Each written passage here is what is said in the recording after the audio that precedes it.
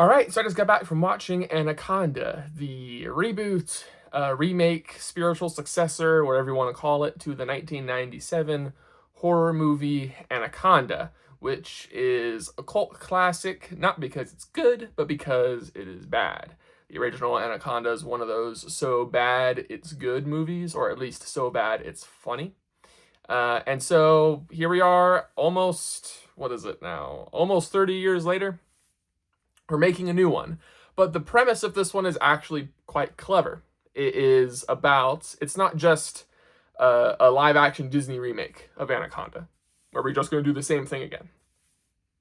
This one is about aspiring filmmakers, two of which are played by Paul Rudd and Jack Black, decide to go into the Amazon and shoot a low budget reboot of Anaconda because they love the movie from their college days. So they go off and do it, but lo and behold, and the movie says this, instead of shooting Anaconda, they find themselves in Anaconda because their whole film crew starts being stalked by a big, giant anaconda, much bigger than the one in the movie.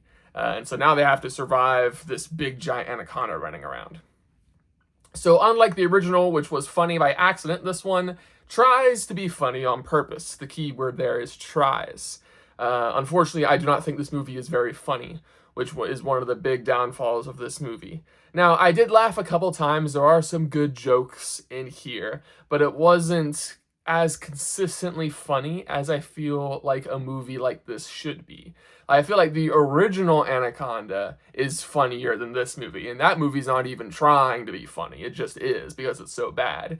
This is technically, in my opinion, a better movie than the original Anaconda, but it's not as entertaining because the original one's funnier. Now, this could be saved if this one was more clever with its Hollywood commentary about how the death of originality and all this stuff, but it does touch on that a little bit, but it doesn't really. This movie takes itself way too seriously.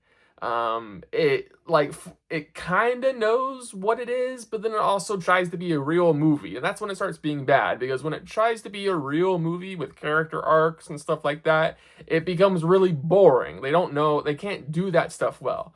If it was just comedy and satire, instead of trying to have this drama stuff, I feel like it would have been a really good time at the movies. Unfortunately, it's not very funny, and it doesn't have as much satire as it should. So it's not very entertaining. It's kind of in one ear, out the other, or like through your eye sockets and, I don't know, out your ears again. I don't know. But yeah, like you're gonna forget about this movie after you've seen it. Like I'm struggling to do this review even because I saw it a couple hours ago, and it's just so blah.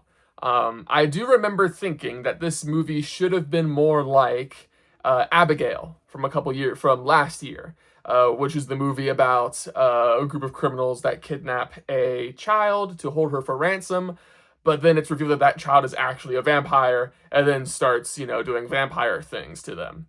That movie is intense and scary, but it's also funny because that is a kind of silly premise. It's an interesting premise, but it's also silly. A child vampire that is killing criminals. That's kind of goofy. We have the same thing here, and you could do a movie that's kind of scary and funny with this cast. Paul Rudd is great. Jack Black is great. Steve Zahn is in this movie. He's great too. He actually has one of the funnier scenes in the movie. But it's not like this cast can't do intense. I mean, Jack Black in King Kong, one of my personal favorite movies, is great in that movie, and he's not really that funny in that movie, but he's good. So you could have done a more horror comedy hybrid with Anaconda while also being super satirical of modern Hollywood. I feel like that would have worked. It would have made this movie had its stamp on culture a little bit more. Unfortunately, as it is just kind of bland. It's not super funny. It's not super clever, and I felt like I was watching a slightly more edgy version of Jungle Cruise. If anybody remembers Jungle Cruise with The Rock and Emily Blunt. That movie is the definition of bland, and this is a slightly edgier, bland jungle movie. Yeah, so I don't really recommend this. If you are a big Anaconda fan, you can check it out, I guess. There's some fun Easter eggs there for you. Maybe you'll like it more than me because I'm not super nostalgic for the original Anaconda. So, maybe if you are, maybe this movie will hit you in a different place. But if you don't care about Anaconda at all, this movie isn't really for you or anybody else, really. It's just kind of a whatever burger for me. Yeah, so those are my thoughts on Anaconda.